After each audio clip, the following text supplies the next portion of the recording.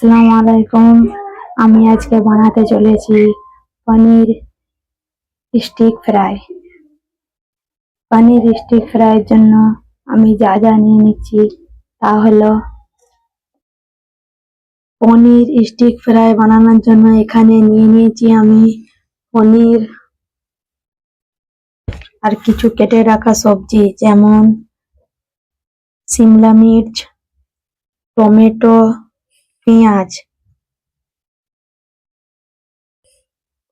দেখুন, সবজিগুলোকে আমি এমন ভাবে কেটে নিয়েছি। পেঁয়াজটাকে এমন ভাবে কেটেছি, টমেটোটাকেও তো দেখতে পাচ্ছেন আপনারা, আর সিমলা মির্চ।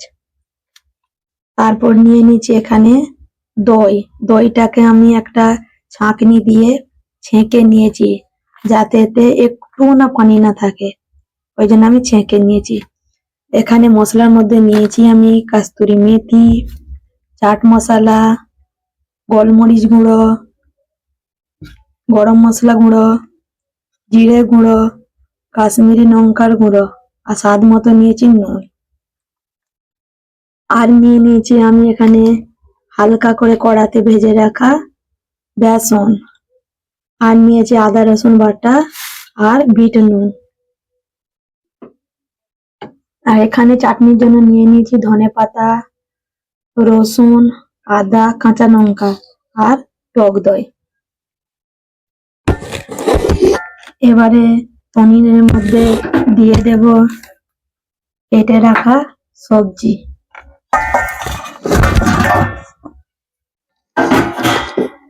তারপর দিয়ে দেব গুঁড়ো মশলা।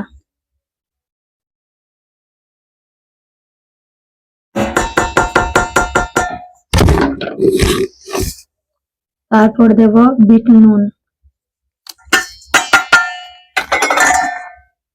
আদা রসুন বাটা। বিট নুনটা দিলে কি হয়, স্বাদটা খুব সুন্দর হয়, যখন খাবেন স্বাদটা দারুণ লাগবে।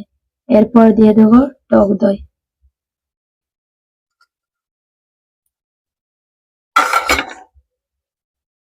তারপরে দেব ভেজে রাখা বেসন। বেসনটাকে আপনারা অবশ্যই ভেজে নেবেন হালকা কড়াতে। এবারে ভালোভাবে এটাকে মাখিয়ে নেব।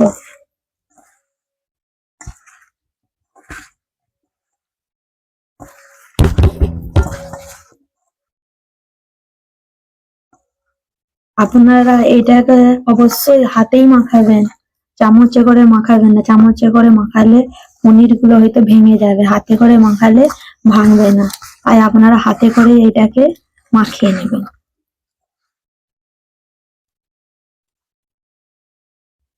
এটা ভালোভাবে মাখানো হয়ে গেছে। এবারে এইটাকে 1 ঘন্টা আমি ঢেকে রেখে দেবো। যার হাতে সময় থাকবে না, সে 1 ঘন্টা নয়, 10 থেকে 15 মিনিট আপনারা ফ্রিজে রেখে দিতেও পারে, ডিপের মধ্যে। আমার হাতে সময় আছে, এই জন্য আমি 1 ঘন্টা এটাকে মাখিয়ে রেখে দিচ্ছি। এখানে তো পনিরটাকে আমি মাখিয়ে 1 ঘন্টার জন্য ঢেকে রেখে দিয়েছি। তারপর বানিয়ে নিচ্ছি এখানে চাটনি। প্রথমে দিয়ে দেব ধনেপাতা,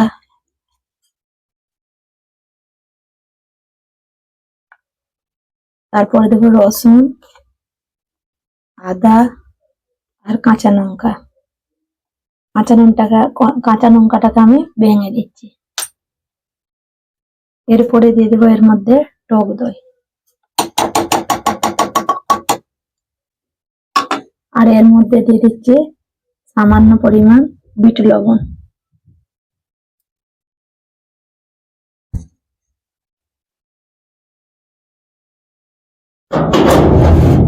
এইটাকে ভালোভাবে পিষে নেব।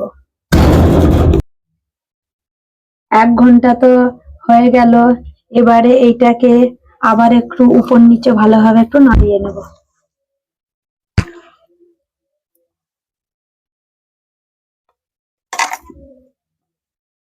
খুব হালকাভাবে নাড়িয়ে নিয়েছি। এবারে এইটাকে যে আমি এখানে নিয়ে নিয়েছি কাঠি, এই কাঠির মধ্যে তৈরি করে নেব। এবারে এখানে নিয়ে নিয়েছি আমি কাঠি, এবারে কাঠির মধ্যে এগুলোকে একটা একটা করে ঢুকিয়ে তৈরি করে নেব। প্রথমে আমি এখানে দিলাম একটা পনির,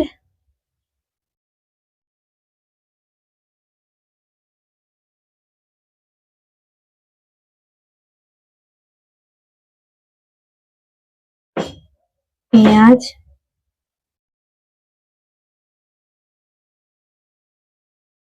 পনির, শিমলা মির্চ, আবার দিলাম একটা পনির, টমেটো, আবার একটা পনির, একটা পেঁয়াজ। দেখুন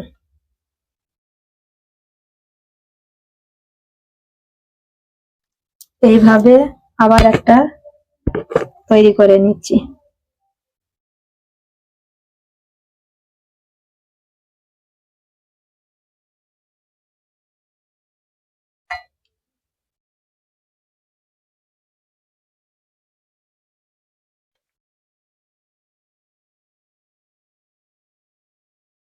এইভাবে সবগুলোকে কাঠির মধ্যে তৈরি করে নেব। স্টিকের মধ্যে সবগুলো তো তৈরি করে নিলাম। আর এখানে প্রথমেই আমি কড়াতে তেল গরম করতে চাপিয়ে দিয়েছিলাম। তেলটা ভালোভাবে গরম হয়ে গেছে, এর মধ্যে এক একটা স্টিক দিয়ে দেব।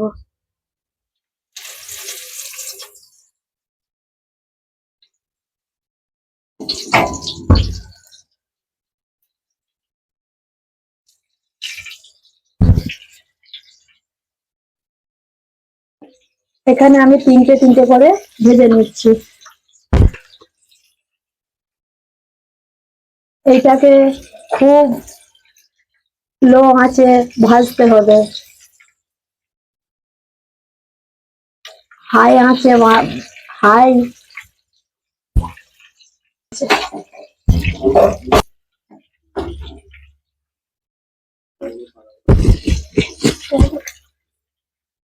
পনির স্টিক গুলোকে আমি খুব লো মিডিয়ামে ভেজে নেব।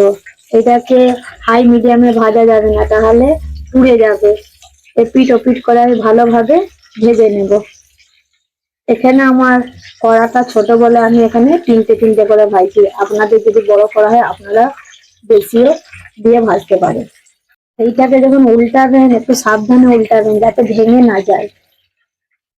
আবার একবার আমি বলে দিচ্ছি এটাকে লো মিডিয়ামে, আবার একবার আমি বলে দিচ্ছি এটাকে লো আঁচেই ভাজবেন। একদম চুলার আঁচটা হাই করতে যাবেন না।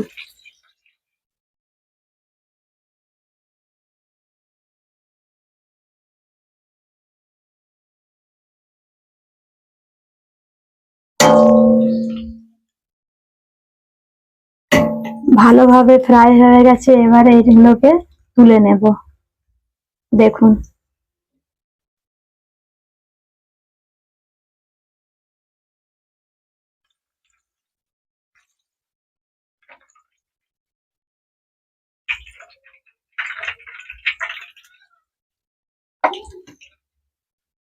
এইভাবে বাকি যেগুলো আছে এইভাবেই ভেজে নেব। দেখুন সবগুলো তো ভালোভাবে ফ্রাই করে তুলে নিয়েছি। খুব দেখতে ভালো লাগছে না? আপনারাও বাড়িতে ট্রাই করবেন এবং আমাকে জানাবেন।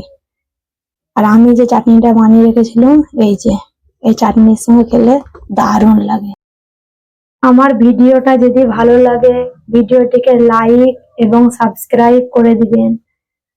আর কমেন্টে জানাবেন রেসিপিটা কেমন হয়েছে। আর আমার নতুন নতুন রেসিপি দেখার জন্য নিচের বেল বাটনটা দাবিয়ে দিবেন।